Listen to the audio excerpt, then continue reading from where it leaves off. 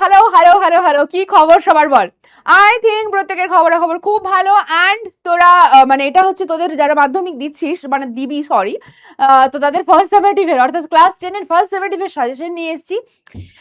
তোদের আমাদের ওয়াইটিতে ম্যারাথন চলছে, প্লাস তোদের সাথে সাথে এই মানে ম্যারাথন চলছে, তারপরে দেখবি সাজেশনগুলো আসছে সব।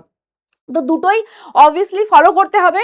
ম্যাথসের জন্য অলওয়েজ আমি টপিক ওয়াইজ এবং কি টাইপের কোয়েশ্চেন্সগুলো আসবে তোদের পরীক্ষাতে সেগুলোই বলে থাকি, অ্যান্ড সেই রকমই কোয়েশ্চেন্সগুলো আসে।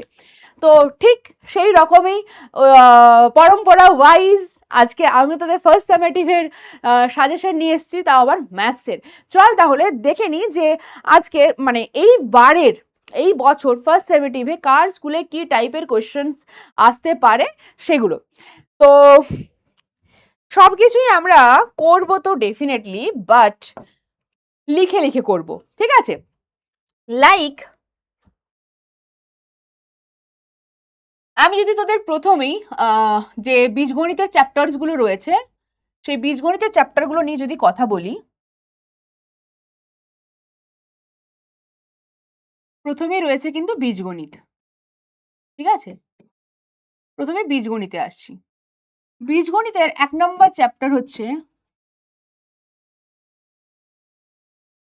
একচল বিশিষ্ট দ্বিঘাত সমীকরণ, ঠিক?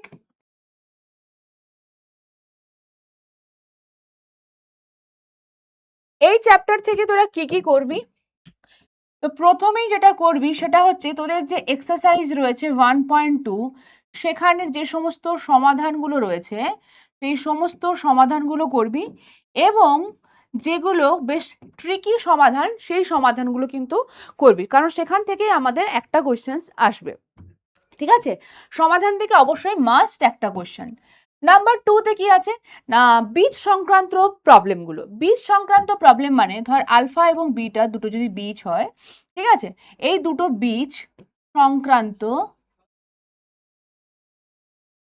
সমস্যা, ঠিক আছে, এই সমস্যাগুলো। নাম্বার 3 তে কি থাকবে, লেখা অঙ্ক। লেখা অঙ্কের মধ্যে যেগুলো করবি সেটা হচ্ছে, এক হচ্ছে স্রোতের অনুকূলে এবং প্রতিকূলে, স্রোতের অনুকূল অ্যান্ড প্রতিকূল।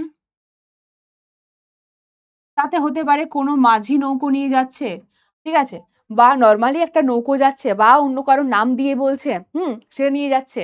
তো এই টাইপটা একটা।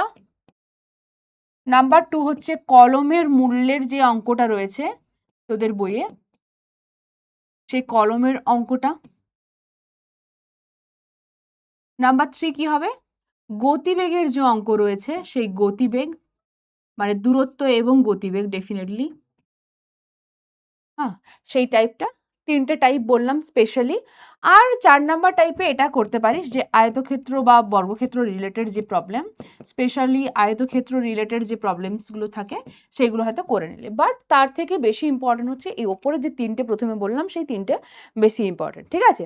আচ্ছা, আর আলফা বিটা অর্থাৎ বীজ সংক্রান্ত যে সমস্ত সমস্যাগুলো বলছিলাম, এটা আমাদের যে লাস্ট এক্সারসাইজটা রয়েছে বেটা, সেই লাস্ট এক্সারসাইজ অর্থাৎ 1.5, অর্থাৎ 1.5, এই 1.5 চ্যাপ্টারের যে সমস্ত লং কোয়েশ্চেন্স গুলো আছে সেই লং কোয়েশ্চেন্স গুলো কিন্তু দেখে যাবি, ঠিক আছে? লং কোয়েশ্চেন্স আমি বলছি, বাট নাম্বার কিন্তু থাকবে 3, ঠিক আছে? নাম্বার কিন্তু থাকবে সেটা 3 নাম্বারের। ওকে, তাহলে এই ধরনের যে প্রবলেমস গুলো বললাম একচল বিশিষ্ট দ্বিঘাত সমীকরণ থেকে, এগুলোই দেখে যাবি, এগুলোর থেকেই তোরা কমন পেয়ে যাবি, ঠিক আছে? আর এটা ছাড়াও যে সমস্ত শর্ট কোয়েশ্চেন্স এর জন্য অলরেডি আলোচনা করেছি আমরা, সেটা আলোচনা করা হয়েছে আমাদের ম্যারাথনে, সেই সমস্তগুলো দেখে যেতে হবে, ঠিক আছে? যেরকম ধর বীজ সংক্রান্ত প্রবলেমের মধ্যে কিন্তু এটাও পড়ছে যে বীজগুলো কখন বাস্তব এবং সমান যদি হয়, বা বাস্তব এবং সমান কখন হবে, হ্যাঁ, এই ধরনের যে প্রবলেমসগুলো সমস্ত কিছুই এর মধ্যে থাকছে, ঠিক আছে? এবার নাম্বার 2 তে কি থাকছে, দ্বিঘাত করণী,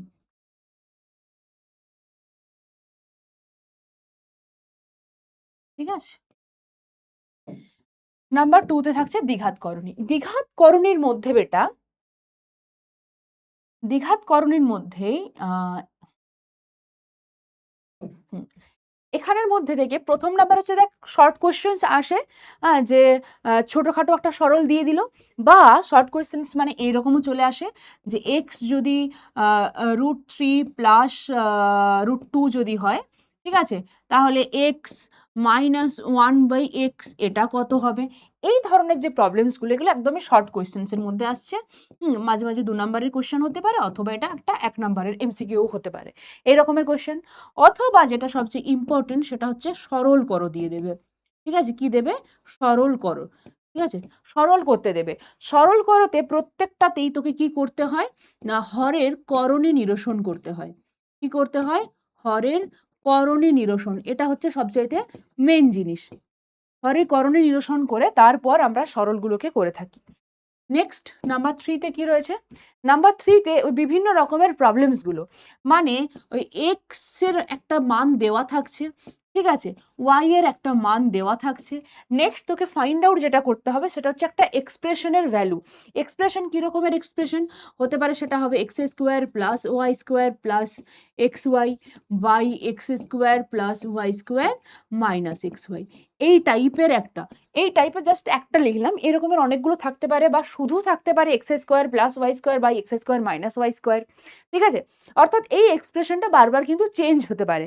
কোনো জায়গায় থাকতে পারে 3x square plus 3y square plus something X Y, হ্যাঁ, তো বা 7x square plus 7y square, নিচেও সেম থাকলো হয়তো 7x square plus 7y square, বা ওপরটাতে রইলো 7x square plus 7y square plus 5xy divided by 3x square plus 3y square minus 7xy। এই ধরনের যদি প্রবলেম দিয়ে দেয় তো দেখবি এখানে ওপরের এক্স স্কোয়ার ওয়াই স্কোয়ার সহগ কিন্তু সেম হবে, কারণ সেই সহগটাই আমাদের কমন নিতে হবে, এবং কমন নিয়ে পর ultimately X square plus Y square মানটা এখান থেকে ফাইন্ড আউট করতে হয়।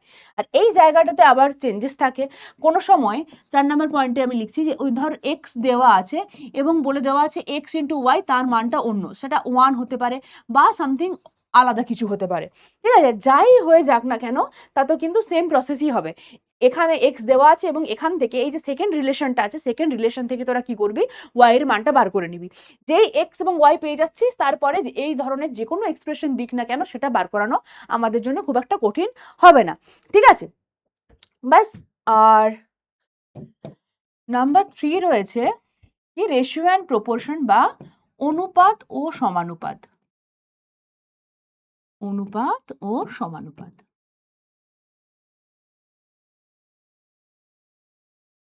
ওকে। অনুপাত ও সমানুপাতের থেকে আমি ফার্স্টেই যেটা তোদেরকে বলবো সেটা হচ্ছে ক্রমিক সমানুপাতির অঙ্ক। প্রথমেই আসবে কিসের অঙ্ক, ক্রমিক সমানুপাতি,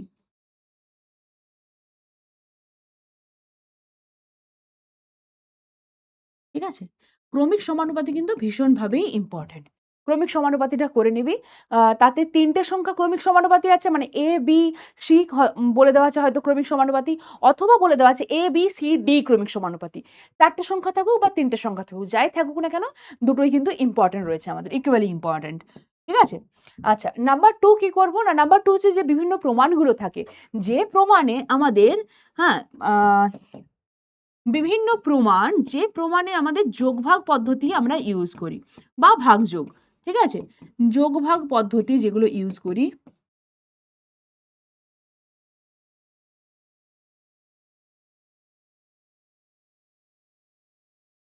ঠিক আছে, সেগুলো, এবং তার সাথে এখানে রাখছি এক্সারসাইজ প্লাস এক্সাম্পল। এই চ্যাপ্টারটা থেকে কিন্তু এক্সাম্পল ভীষণ ইম্পর্টেন্ট একটা রোল প্লে করে, ঠিক আছে, এখান থেকে এক্সাম্পলটা কিন্তু ভীষণ ইম্পর্টেন্ট রোল এটা প্লে করছে। তাহলে এই গেল আমাদের কাছে কিসের প্রবলেমস, না বীজগণিত রিলেটেড প্রবলেমস, ঠিক আছে। এবার আমি আসছি তোদের কাছে পাটিগণিতে, ওকে। পাটিগণিত, পাটিগণিতের ফার্স্ট চ্যাপ্টার যেটা সেটাই হচ্ছে কি সরল সুদ কষা, এই একটা চ্যাপ্টার সরল সুদ কষা। আর সেকেন্ড চ্যাপ্টার রয়েছে সেটা হচ্ছে কি না চক্রবৃদ্ধি সুদ,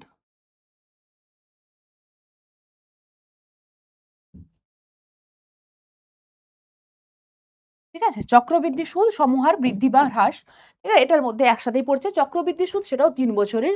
চক্রবৃদ্ধি সুদের তো নর্মাল অঙ্ক তো ধর থাকছেই, ঠিক আছে, সেটা ছাড়াও আর কি কি থাকবে, সুদের পর্ব দ্বারা, সুদের পর্ব, সুদের পর্বটা বেশ ইম্পর্টেন্ট। হ্যাঁ, যদি মনে হয়, দেখ যদি তোদের কোশ্চেন পেপার টাফ হয়, এবার বিভিন্ন স্কুলে যেহেতু বিভিন্ন রকমের হবে, তাই কোশ্চেন পেপার যদি টাফ হয় তার মানে জানবি সেখানে সুদের পর্বের থেকে কিন্তু কোশ্চেন্স থাকবে। ঠিক আছে, সুদের পর্ব থেকে থাকবে। নাম্বার 2 হবে কি না, সমহার বৃদ্ধি থেকে থাকছে, সমহার বৃদ্ধি থেকে থাকবে, অথবা হ্রাস থেকে থাকতে পারে। নাম্বার 3 হচ্ছে কি না, কম্পাউন্ড ইন্টারেস্ট এবং সিম্পল ইন্টারেস্টের যে পার্থক্য সেখানের থেকে প্রবলেম থাকতে পারে, যে চক্রবৃদ্ধি সুদ এবং সরল সুদের পার্থক্য হচ্ছে এত, তাহলে কি দাঁড়াবে, সেই ধরনের প্রবলেমস থাকতে পারে। মানে বেসিক্যালি হচ্ছে দুটোকে কম্বাইন্ড করে যে সমস্ত প্রবলেমসগুলো আমরা পাই, মানে সরল সুদ আর চক্রবৃদ্ধি সুদ মিলিয়ে যে কোয়েশ্চেন্সগুলো আছে সেই কোয়েশ্চেন্সগুলো কিন্তু ভালো করে রাখবি। আর সরল সুদ কষার মধ্যে তো এগুলো তো সবই সিম্পল জানিস, যে আই ইকাল টু পিআরটি যদি ইউজ করে দিস, তাহলে পিআরটি বাই 100 যদি ইউজ করিস, তাহলে সমস্ত অঙ্কই আমরা মোটামুটি করতে পারি। শুধু খেয়াল রাখবি যে সবসময় তোকে কিন্তু টিটা বা সময়টা মানে সবসময় ইজিভাবে বলে দেওয়া নাও থাকতে পারে। যেরকম ধর সেই অঙ্কটা একটা আছে না, যে কোনো একজন ব্যক্তি তার ছেলের জন্য বা 2 মেয়ের জন্য টাকা জমা রেখেছেন, এবার তাদের বয়স একজনের 12 বছর, একজনের হচ্ছে 15 বছর। এবার যখন তাদের 18 বছর বয়স হবে, বা যে ছেলে থাকে তাহলে হয়তো বলবে তার 21 বছর যখন বয়স হবে, দ্যাট টাইম তারা যেন দুজনে সমান টাকা পায়। এবার ব্যক্তির মোট টাকা এত, তাহলে কার জন্য কত টাকা জমা রেখেছে, এই ধরনের প্রবলেমসগুলো আমাদের সরল সুদ কোষার লং কোশ্চেনের জন্য ইম্পর্টেন্ট থাকছে। নেক্সট হচ্ছে কি না, এই যে আর এর ভ্যালুটা, আর মানে হচ্ছে কি সুদের হার। সুদের হার যদি আর হয়ে থাকে, তাহলে এই সুদের হারের মানে চেঞ্জ করে কোয়েশ্চেন হয়। লাইক সুদের হার তো সরল সুদের জন্য আমাদের একই থাকবে, কিন্তু এখানে কি করে জানিস তো, ব্যাংকগুলোকে আলাদা করে দেয়। বা তুই যেখানে টাকা জমা রাখছিস সেখানে 3টে ধর সংস্থা দিয়ে দিল, 3টে সংস্থাতে তুই একটা টোটাল সামথিং অ্যামাউন্ট আছে, সেই অ্যামাউন্টটাকে 3টে জায়গাতে রাখছিস কিছুটা করে। এবার প্রথম ব্যাংকে তোকে R1% হারে সুদ দিচ্ছে, দ্বিতীয় ব্যাংকে তোকে R2% হারে সুদ দিচ্ছে, তৃতীয় ব্যাংকে R3% হারে তোকে সুদ দিচ্ছে। বাট তুই দেখতে পাচ্ছিস 3 বছর পর বা 1 বছর পর, সেটা কিন্তু ভ্যারি করতে পারে, যে 1 বছর পর না 2 বছর পর বা 3 বছর পর দেখতে পাচ্ছিস কি হচ্ছে না, সুদের হারগুলো সমান হয়ে যাচ্ছে। ঠিক আছে, মানে মোট সুদটা সমান হচ্ছে, সুদের হার সমান নয়, মোট সুদ সমান হয়ে যাচ্ছে। তাহলে কোন ব্যাংকে কত টাকা রেখেছে, কোন সংস্থায় কত টাকা রেখেছে, এই কোয়েশ্চেনগুলো কিন্তু সরল সুদ কষার থেকে ভীষণ ইম্পর্টেন্ট। আর চক্রবৃদ্ধি সুদের যদি বলি, এটা ইম্পর্টেন্ট, যে প্রথম বছর ধর কোথাও একটা আমি টাকা জমা রেখেছি R1% হারে, দ্বিতীয় বছর R2% হারে, তৃতীয় বছর R3% হারে, চতুর্থ বছর R4 R5, যে যত যা বছর বলবে হতে থাকবে। কিন্তু আমাদের এখানে যেহেতু চক্রবৃদ্ধি সুদ 3 বছর পর্যন্ত, তাই 3 ইয়ার্সের জন্য এখানে বলে। তখন টোটাল টাকাটা অ্যামাউন্টটা কি হবে, মানে 3 বছর পর মোট টাকা কত হবে না, এটা হবে P into 1 plus R1/100 into 1 plus R2/100 into 1 plus R3/100। ঠিক আছে, এবার এই অঙ্কটার এই যে টাইপটা তোকে বললাম, এই টাইপটার মধ্যে আবার একটা ভাগ হয়ে যায়। কি রকমের ভাগ হয় শোন, মানে ধর সুদের পর্ব হচ্ছে 2। ঠিক আছে, সুদের পর্ব 2, প্রথম বছর ধর R1% হারে সুদ দিচ্ছে, দ্বিতীয় বছর R2% হারে সুদ দিচ্ছে। ঠিক আছে, এবার বলবে যে দ্বিতীয় বছরের শেষে মোট টাকা কত হবে, মানে অ্যামাউন্টটা কত হবে, অ্যামাউন্টটা কত হবে। কোশ্চেনটা ভালো করে বোঝ, বছরে দুবার দিচ্ছে। এখানে প্রথম কথা হচ্ছে দুটো আলাদা, মানে দুটো বছর আলাদা আমরা কি পাচ্ছি, সুদ পাচ্ছি, চক্রবৃদ্ধি সুদ কিন্তু এটা। তাই প্রথমবার যদি R1% হারে আমি পেতে থাকি, তাহলে এখানে সুদের পর্ব কত, 2, হ্যাঁ কি না 2। তাহলে প্রথমে আমার অ্যামাউন্টটা কত দাঁড়াবে, প্রথমে অ্যামাউন্টটা দাঁড়াবে P টাকার জন্য P ইন্টু 1 প্লাস R1/2 হবে, কারণ এখানে কি পাচ্ছি, দুবার পাচ্ছি, n এর ভ্যালুটা হচ্ছে 2, R1কে তোকে ভাগ করতেই হবে, ডিভাইডেড বাই 100 এর হোল টু দি পাওয়ার কত আসবে, বছর কত, টোটাল বছর কত, 1 বছর। ঠিক আছে, মানে 1 ইন্টু সুদের পর্ব, অর্থাৎ 1 ইন্টু 2। ঠিক আছে, এটা তুই অ্যামাউন্টটা পেলি।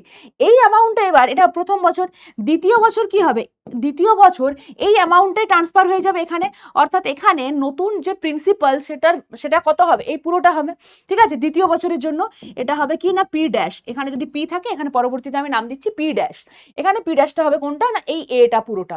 ঠিক আছে, তাহলে সেকেন্ডের ক্ষেত্রে দেখ অ্যামাউন্টে যদি বলি A ড্যাশ, পরবর্তীতে এখানে এই 2 বছর পর মোট টাকা কত হবে, এটা হবে A ড্যাশ। A ড্যাশ কত হবে না, এখানেও দেখ সুদের পর্ব তো 2, কারণ আমি শুরুতেই বলেছি সেটা প্রথম বছরের জন্য, দ্বিতীয় বছরের জন্য, দুটোর জন্যই কিন্তু সুদের পর্ব 2। এবার এর ড্যাশটা কি আসবে, A ইন্টু এটার উপর পাবো, এর উপর পাচ্ছি A ইন্টু 1 প্লাস R2/2 হবে, whole divided by 100 whole to the power again 2 into 1। ঠিক আছে? তার ফলে আমরা কি পাবো? এই যে এ ড্যাশটা হবে, এটা হবে আমাদের কাছে মোট টাকা। অর্থাৎ পি টাকা আমি দিয়ে রেখেছিলাম। সেই পি টাকাটা ২ বছর পর যদি সুদের পর্ব ২ থাকে, তাহলে ২ বছর পর আমরা টোটাল টাকা পাবো এই এত টাকাটা। ঠিক আছে? এই একটা প্রবলেম আছে যেটা বলতে পারিস মিক্স প্রবলেম। কার মিক্স প্রবলেম? না এই ৪ এবং কোথায় গেল?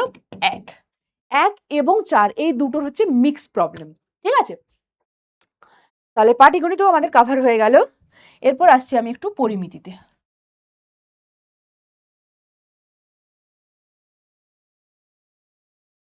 পরিমিতিতেও আমাদের মাত্র দুটো চ্যাপ্টারই রয়েছে। ১ নাম্বার হচ্ছে আয়তঘনক রয়েছে। আর নাম্বার 2 তে হচ্ছে লম্ব বৃত্তাকার চোঙ। লম্ব বৃত্তাকার চোঙ। দেখ এগুলোর থেকে আর সাজেশন বলে কিছু নেই। ঠিক আছে? কেন সাজেশন বলে কিছু নেই সেটা বলে দিই। কারণ এখান থেকেও সেই ক্ষেত্রফল সংক্রান্ত সমস্যা দিয়ে অঙ্ক আসবে। টোটাল সারফেস এরিয়া হতে পারে বা কার্ভ সারফেস এরিয়া হতে পারে বা হতে পারে ভলিউম বা আয়তন। ঠিক আছে? আয়তন রিলেটেড প্রবলেম হতে পারে। আর এক্ষেত্রে কি থাকবে লম্ব বৃত্তাকার চোঙের জন্য? ১ নাম্বার হচ্ছে সেম টোটাল সারফেস এরিয়া এবং কার্ভ সারফেস এরিয়া। হ্যাঁ? নাম্বার 2 হচ্ছে আয়তন related problems. And number C এখানে যেটা ইম্পর্টেন্ট সেটা হচ্ছে কি না অন্তর ব্যাসার্ধ এবং বহির ব্যাসার্ধ। অন্তর ব্যাসার্ধ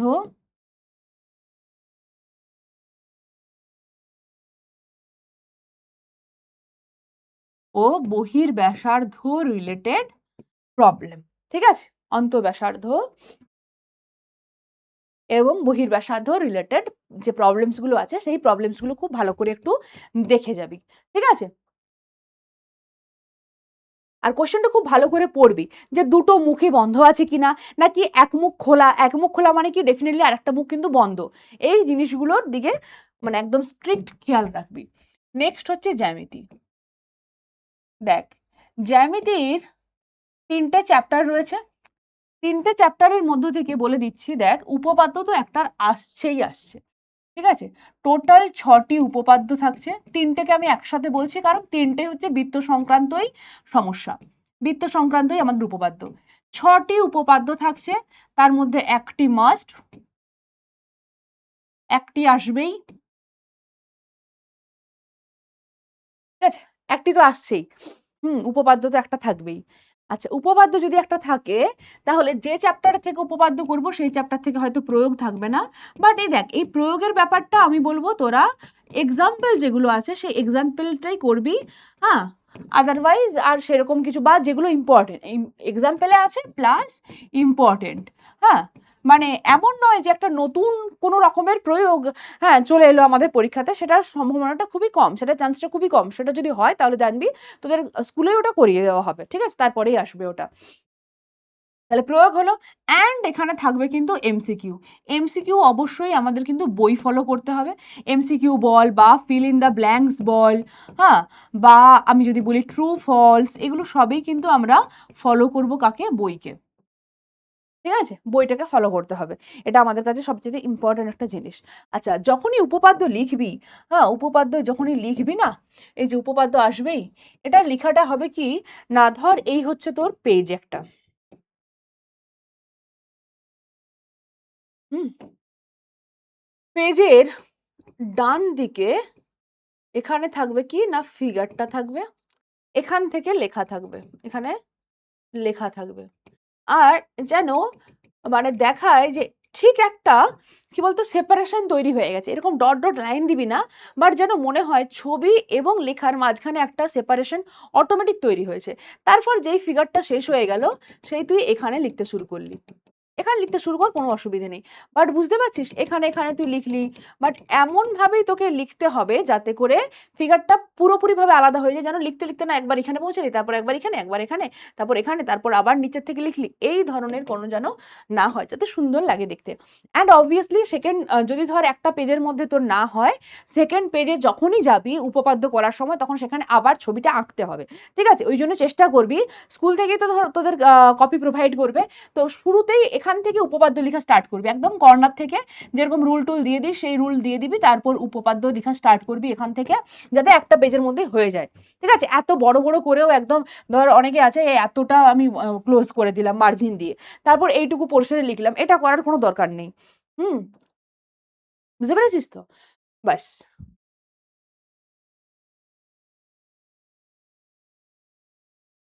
এগুলোই ছিল আজকের সাজেশনের লিস্ট। ঠিক আছে? Thank you so much. And obviously সবাই খুব ভালো করে পরীক্ষা দে। দেখা হবে আবার তোদের সাথে নেক্সট ওয়াইটিতে যা যা সিরিজ আসবে সেগুলোর সাথে। ঠিক আছে? চল তাহলে আজকের মতন টাটা।